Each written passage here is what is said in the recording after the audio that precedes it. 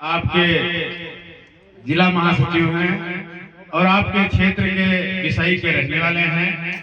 Ayesha hospital के प्रबंध निदेशक हैं और हमारे डॉक्टर साहब जो फाउंडर हैं आयशा पाली क्लिनिक और आयशा हॉस्पिटल के, हमारे साथ में संदीप रावत जी हैं और हमारे पूज्य धर्मगुरु परम श्रद्धेय थम्मा सागर जी जो अच्छे लेखक हैं, अच्छे संदेश वाहक हैं और इस कथा के धम्म कथावाचक श्रद्धेय सुरजीत बौद्ध जी और उनकी पूरी टीम यहाँ पर बैठी हुई हमारी माताएं, बहनें, नौजवान साथी, पितातुल बुजुर्ग और कल का भविष्य नन्हे मुन्ने बच्चे, आज ये पार्टी से धम्म ज्ञान वर्षा का दूसरी पाली अंतिम दिवस पर कार्यक्रम हो रहा है।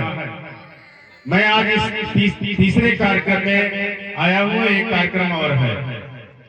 ये सारे कार्यक्रम क्यों हो रहे हैं, इस पर छोटी सी चर्चा करके और आगे को माइक मंच समर्पित होगा। हमारे महापुरुष रहे कुर्मी राजा छत्रपति शिवाजी महाराज। बहुत सारे लोग कहते हैं बुद्ध कथा हो रही, अम्बेडकर कथा हो रही, केवल चमारों की कथा। अरे ये हमारे महापुरुषों की कथा है। खोया हुआ इतिहास और सोए हुए समाज को जगाने के लिए कार्यक्रम हो रहा है। बहुत सारे कार्यक्रम जागे हुए समाज को सुलाने के लिए होता है। हमारा कार्यक्रम, अम्बेडकर का कार्यक्रम, कबीर का कार्यक्रम, रविदास का कार्यक्रम, घासीदास का कार्यक्रम, साहू जी, शिवाजी, लड़ाई से यादव का कार्यक्रम, सोए हुए समाज को जगाने का कार्यक्रम है। तो सोए हुए लोगों को जगाना अच्छा है कि जागे हुए को सुलाना अच्छा है? समझ रहे हैं? हमारे महापुरुषों ने सोए हुए कौम को, खोए हुए अधिकार को दोबारा पाने के लिए सोए हुए समाज को जगाने का काम किया।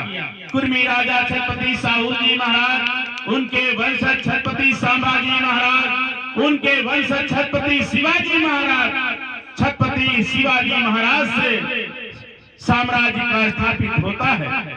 छत्रपति शिवाजी महाराज का राज कोई करने को तैयार नहीं था।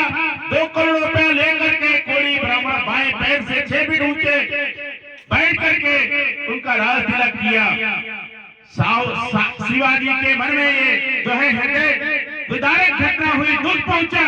जब राजा बन गए तो उन्होंने अपना राज तिलक दोबारा मान सम्मान के साथ कराने का काम किया। उनके दूसरे जो लड़के थे छत्रपति संभाजी महाराज का सर कर्म करके भाले की नोक पर खड़ा कर दिया गया और उनकी लाश टांग दी गई कि जो धर्म आज्ञा का उल्लंघन करेगा, जो राजा बनने का काम करेगा, जो पाखंडियों का सर नीचा करने का काम करेगा, उनका यही हाल होगा। सारे लोग दुबक के घरों में घुस गए। फिर सिद्ध और रिद्ध नाम के 2 महार और पासी बिरादरी के लोगों ने अपने राजा की लाश को उतारा और सिरा और अंतिम संस्कार किया।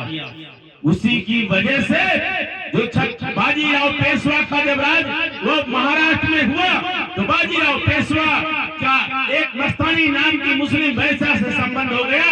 तो उनका एक लड़का हुआ और उस लड़के का जनेऊ संस्कार कराना हुआ। तो उन्होंने कहा ये चमार और पासी लोगों ने हमारी धर्म आज्ञा का उल्लंघन किया है, तो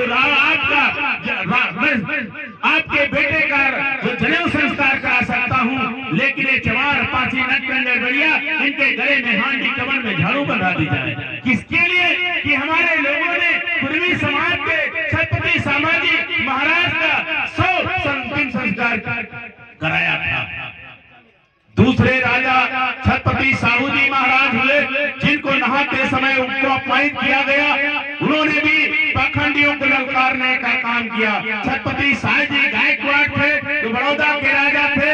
ये 3 राजा ऐसे थे जो कुर्मी समाज के लिए जो वैचारिक क्रांति का काम करने का काम किया। आरक्षण के जनक छत्रपति साहू जी महाराज ने